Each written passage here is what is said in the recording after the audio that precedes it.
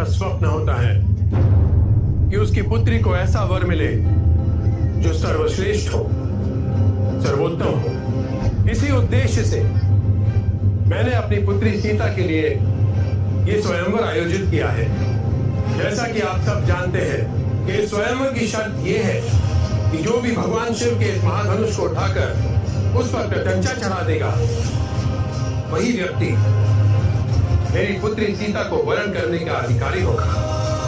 मैं महर्षि याज्ञवल्क्य और सभी देवताओं, पूर्वजों और ऋषिगणों के आशीर्वाद से इस स्वयंवर को आरंभ करने की घोषणा करता हूं।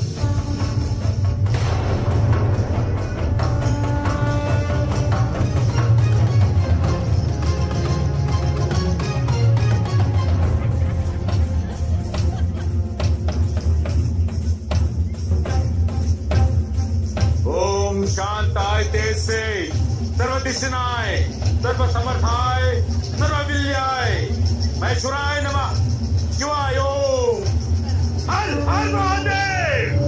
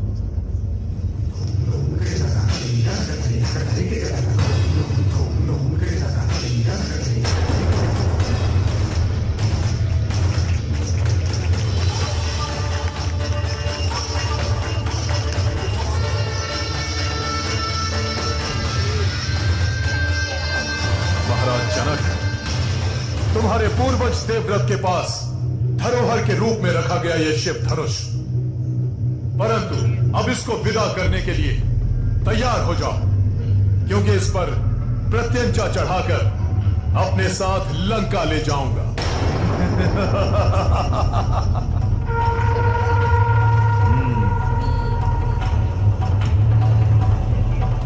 वैसे भगवान शिव का धनुष भगवान शिव के सबसे बड़े भक्त के पास ही रहना शोभा देता है। पता नहीं भगवान शिव ने मुझे क्यों नहीं सौंपा इसे, पर आज मैं उनके उस फूल को सुधार लूंगा।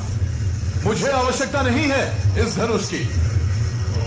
मैं तो अजय हूं, अमर हूं,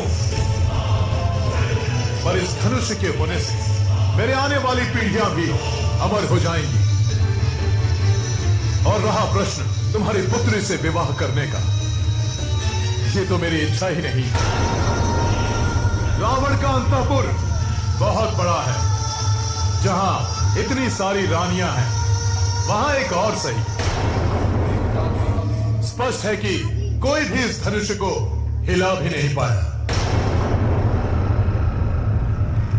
चिंतित तो बहुत होगे तुम जनक, है ना, कि इसका विवाह होगा भी या नहीं। मैं प्रत्यंचा चढ़ाकर तुम्हारी इस कन्या को जीत लूंगा। महाशक्तिशाली लंकेश, यहां सभी अधीर हैं उस क्षण के साक्षी बनने के लिए जब आप भगवान शिव के इस महाधनुष को उठाकर उस पर प्रत्यंचा चढ़ा देंगे। उसके पश्चात किसी को कोई संदेह नहीं रह जाएगा आपकी भक्ति पर।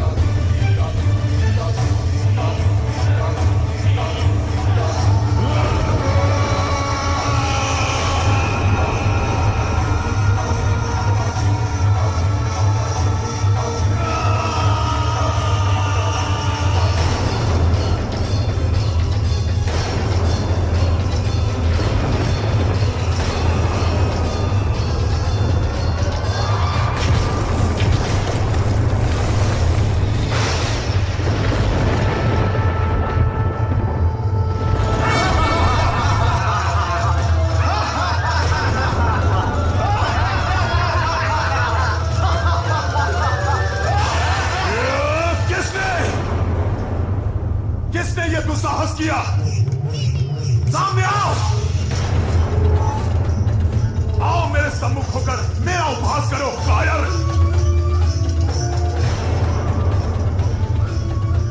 क्या तुम में से कोई भी इसे हिलाने का सामर्थ्य रखता है?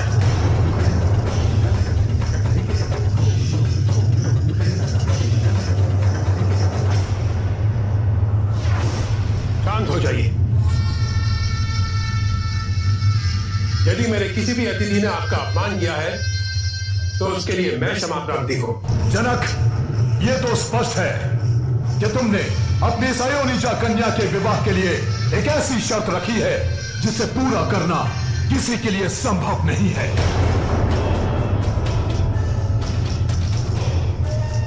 तुम्हारी यह शर्त छलपूर्ण है। नहीं तो मैं जिसे स्वयं महादेव ने अपने सबसे बड़े भक्त की उपाधि दी थी, जिसने कैलाश पर्वत को उठा लिया था, वो शिव के धनुष को उठा ना सके, ये संभव नहीं। ये निश्चित है कि तुमने ऐसी चाल चली है जिसके कारण इस धनुष को उठाना असंभव हो जाए। मैं इस धनुष को उठा नहीं सका, तो ये मेरे आराध्य, मेरे महादेव की इच्छा है।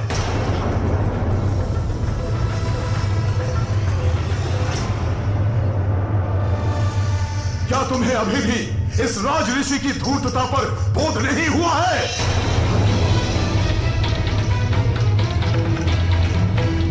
तुम सब इतने अपमान के पश्चात एक क्षण भी यहां कैसे बैठ सकते हो?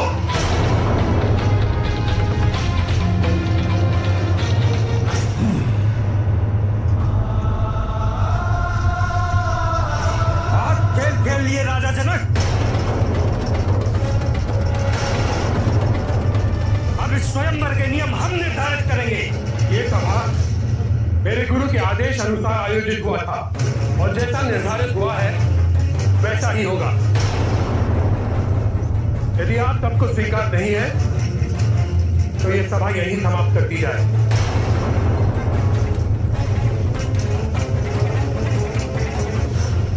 मैं आप सबका आभारी हूं कि आप यहां पधारे। हम यहाँ स्वयंवर के लिए आए हैं और जब तक स्वयंवर समाप्त नहीं होता हम वापस नहीं लौटेंगे। अब यहाँ शक्ति का प्रदर्शन होगा और उसके आधार पर ही सीता का वर चुना जाएगा। यही उचित है। युद्ध होगा, अवश्य युद्ध होगा। और जो विजयी हुआ सीता उसकी।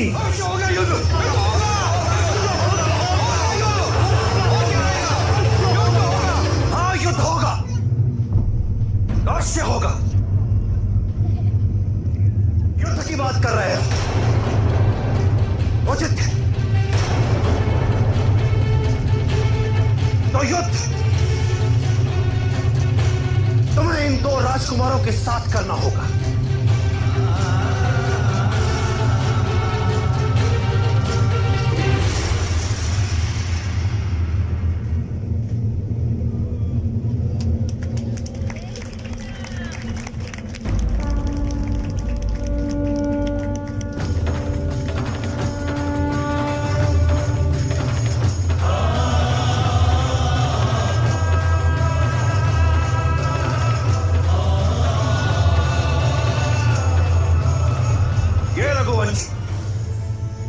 महाराज दशरथ के पुत्र हैं राम और लक्ष्मण, जिन्होंने ताड़का नामक राक्षसी और उसकी सेना का अंत किया था। कौन करेगा पहला वार?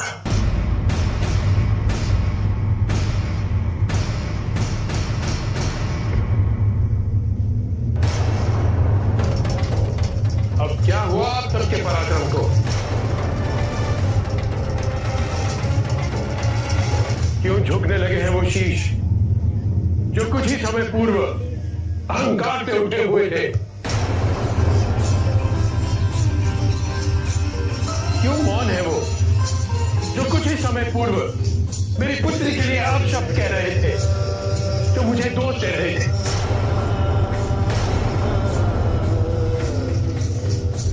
स्वयंवर की गरिमा भंग कर युद्ध की घोषणा करने वाले अब मौन क्यों हैं?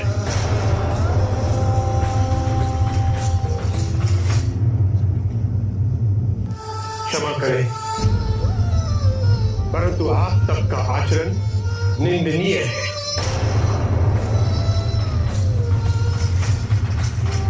आप सबके यहां पधारने का अर्थ ये था कि आपको स्वयंवर की शर्त स्वीकार है,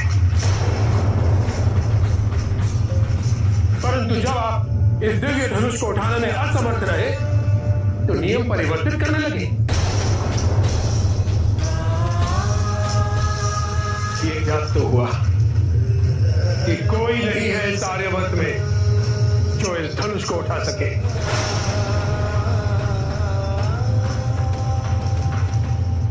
कोई नहीं है ऐसा। महाराज जनक,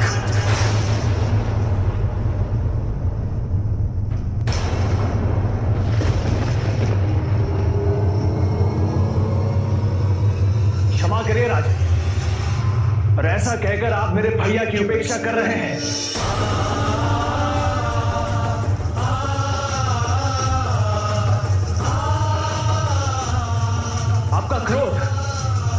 आपकी निराशा निराधार नहीं। पर क्या क्रोध में इस बात का स्मरण नहीं रहा आपको? यहां पर रघुवंशी भी उपस्थित है। लक्ष्मण,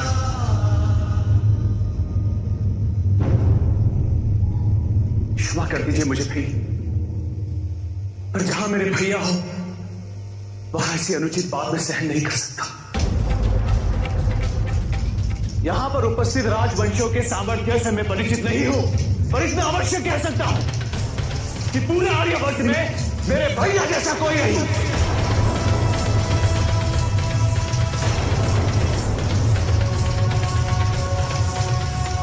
कोई नहीं यहां। लक्ष्मण, शांत।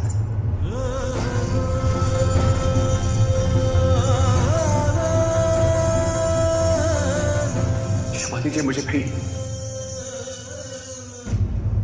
मुझसे रहा नहीं है। हम पर प्रश्न उठाए गए थे ना, अब हम प्रश्न उठा रहे हैं। महाराज जनक के कथनानुसार अपने वचन को कर्म से सिद्ध करके दिखा सकते हो? तुम्हारे प्रश्नों का उत्तर मेरे भैया अवश्य देंगे।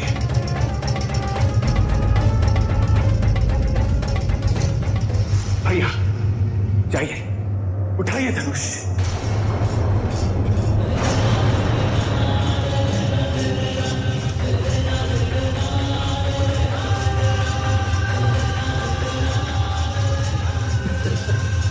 ये तो धनुष उठाने के बाद सुनकर स्वयं अपनी जगह से हिल भी नहीं पा रहे हैं।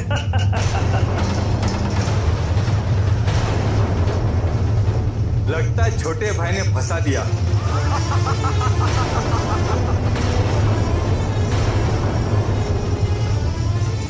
राम,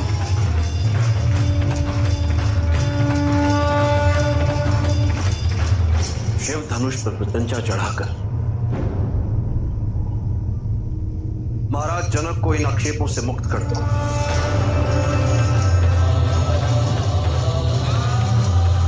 आपका आदेश है गुरुदेव। और महाराज जनक और उनकी पुत्री के सम्मान के लिए अनिवार्य मैं अवश्य करूंगा।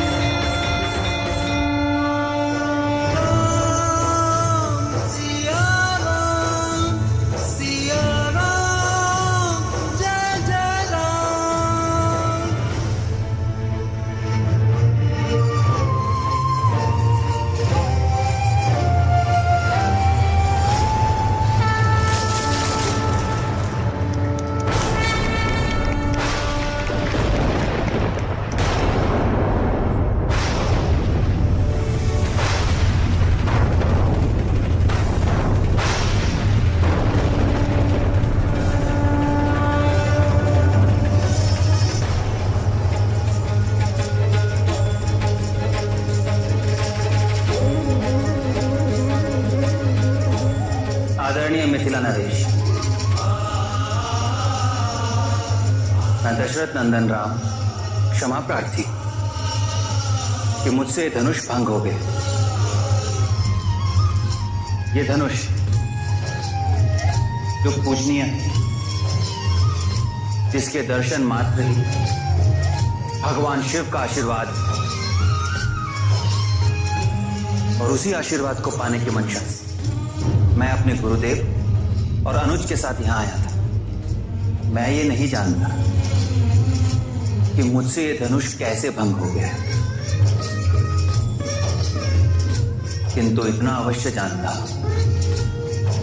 कि इसके भंग होने में एक प्रतीकात्मकता अवश्य।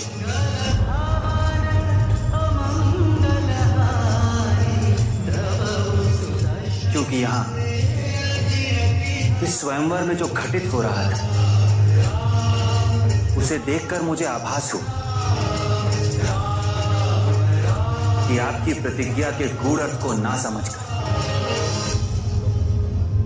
यहां उपस्थित इन सभी राजाओं ने इस स्वयंवर को एक स्पर्धा का रूप दे दिया था। ये सभी सम्माननीय राजवंश आपकी पुत्री को एक व्यक्ति न समझकर एक पुरस्कार समझने लगे, जो इस स्पर्धा में विजयी होता उन्हें अपने साथ ले जाता। यहां पर प्रश्न आपकी पुत्री के सम्मान और उनके अस्तित्व पर लगा दिया गया था, और इस मानसिकता को भंग होने के लिए इस धनुष का भंग होना अनिवार्य है। किंतु मेरा एक निवेदन है, आपका जो भी निर्णय है उसमें सीता की इच्छा, उनकी सहमति भी निहित हो।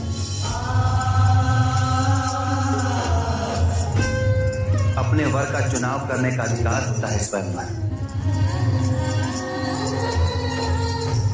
जिसने स्वयंवर की शर्त पूरी की, उसी के साथ विवाह करने के लिए सीता बाध्य नहीं होनी चाहिए, उन्हें अधिकार होना चाहिए। यदि वो मुझसे विवाह नहीं करना चाहती तो स्पष्ट कह सके। आपके ऐसे विचार सुनकर मुझे अत्यंत प्रसन्नता हो रही है दशरथ नंदन। मेरे लिए धनुष पर प्रशंसा चढ़ाना प्रतियोगिता नहीं, अपितु उस व्यक्ति को ढूंढने की प्रक्रिया थी जो सीता का पति बनने के योग्य हो। क्योंकि धनुष पर प्रशंसा केवल वही चढ़ा सकता है जो काम, क्रोध, लोभ, द्वेष, ईर्ष्या एवं अहंकार से मुक्त हो, जो पवित्र, संवेदनशील हो। और राम में ये सभी गुण निहित हैं। अतः श्री राम ही मेरी पुत्री सीता के लिए सर्वथा योग्य वर है। मेरे अनुसार इस स्वयंवर का उद्देश्य पूर्ण हो चुका है। सीता मेरी पुत्री, दशरथ नंदन ने सत्य कहा। स्वयंवर में पति चुनने का अधिकार कन्या को होता है। अपना निर्णय सुना पुत्री।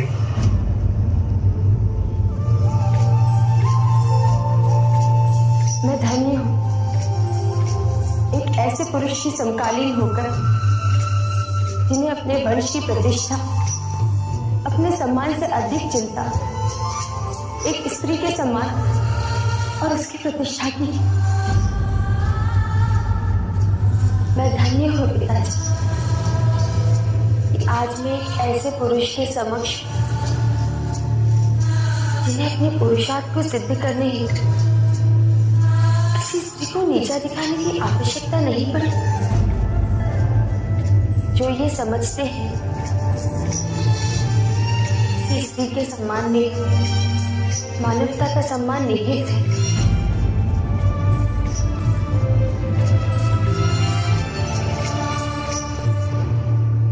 इन्हें अपने पति के रूप में स्वीकार करना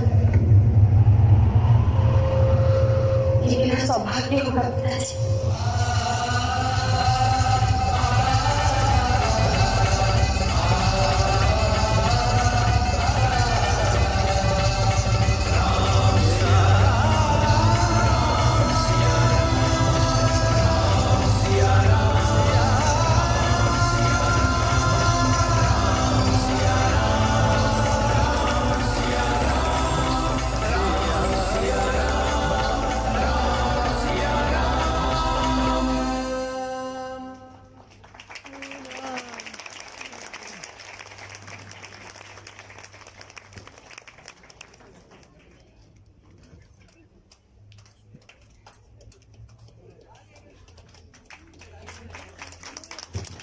Hare Krishna. Je nous demande de tout le monde entier salam, s'il vous plaît, pour Sista Ashtaka.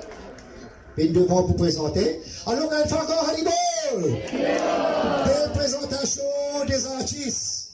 Très bon.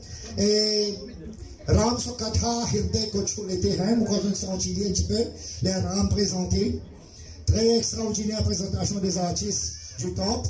Nous avons envie de demander très vite. Bien sûr, nous remercions tous ces artistes. C'est un travail très formidable qu'ils ont fait. Ils ont fait, ils ont préparé ça, encore bon, moins ce qu'il y a de moins. Ils ont préparé ça par l'aide de, ça pas possible, par l'aide de Prabhu Sista Ashtaka avec son Trampatni. Alors nous demandons Prabhu Sista Ashtaka dans le rôle de Ravan, Rio, et présente les autres dans les rôles de l'âme, c'est Suryas. Shita, c'est Kusum. Et le rôle de Lakshman, c'est Avud Des. Et puis le rôle de Janak, c'est Sawan Prabhu. Il y a beaucoup d'artistes qui Vishwamitra, c'est Prabhu Anil. Il y a Naman Kings qui est Ram, Abhay, Govinda, Dax. Et puis Tusi. Et puis côté man c'est Sita, c'est na Durga, et na Madhuri, et na Mataji Sela, et na Mataji Rajasaki. Et puis moi me demande un grand applaudissement pour tout ça maintenant c'est ça. Les autres artistes qui font des scènes, qui me font make-up, et c'est mon madame même, c'est Parvati Kaduna de Brasi.